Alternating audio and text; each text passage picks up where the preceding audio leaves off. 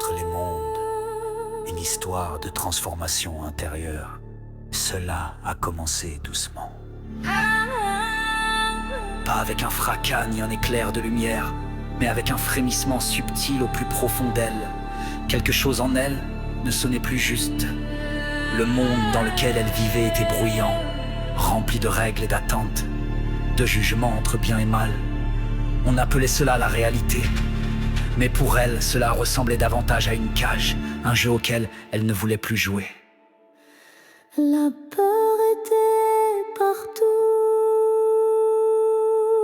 dans les regards, dans les médias, dans les conversations, même dans l'amour, déguisé en conditions. La séparation régnait, toi contre moi, intérieur contre extérieur. Elle se sentait étrangère dans une vie faite uniquement d'obligations, de silence intérieur et d'actions automatiques.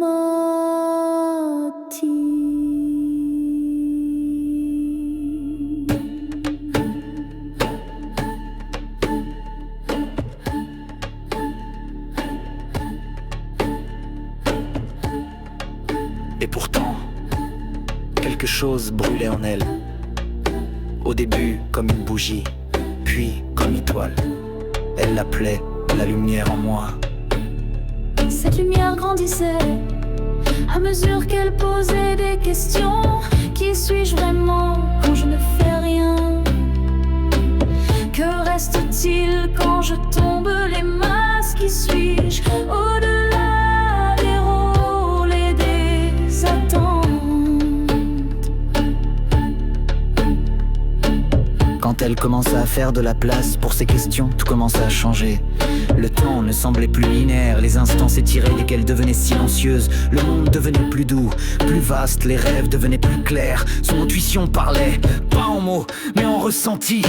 Elle comprit la réalité qu'elle avait toujours connue, n'était qu'une couche, une parmi d'autres, et elle était prête à franchir le seuil. La transition ne fut pas facile, elle se vit nue, honnête, vulnérable, des blessures anciennes refaisaient surface, des ombres qu'elle avait longtemps évitées, le doute, la douleur, la peur. Mais elle ne fuyait plus, elle restait, elle respirait, elle s'enveloppait elle-même avec douceur au lieu de jugement. À chaque pas, elle laissait quelque chose derrière elle, la peur de ne pas être assez, la voix qui répétait tu n'en es pas capable, la croyance qu'il fallait lutter pour exister. Elle commença à vivre autrement, plus lentement, plus sincèrement, en harmonie avec les cycles de la nature, avec le rythme de son cœur. Elle écoutait le silence et y trouvait de la sagesse.